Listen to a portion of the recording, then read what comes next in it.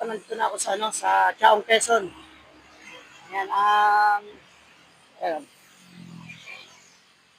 ang deliver natin ang ating sa punta ng Candelaria Quezon. Bali nakontrata natin ko ng 700 papunta doon. Bali dalawa, isang San Pablo yung dala natin.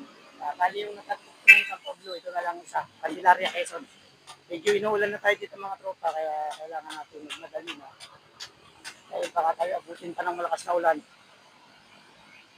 Na makabalik tayo ng maaga, tapos makakuha pa tayong booking pabalik. Kung may booking pabalik, makakuha tayo. Yan, pakita ko sa inyo yung lugar.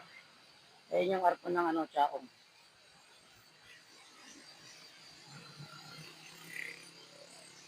Lagpas ng arkong yan, Chaong Quezon na matropa.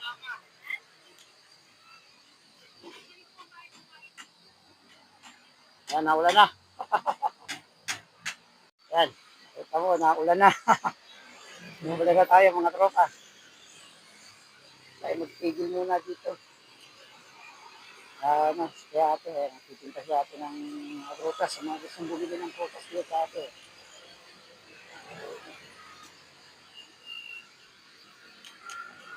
Yan, naulan na.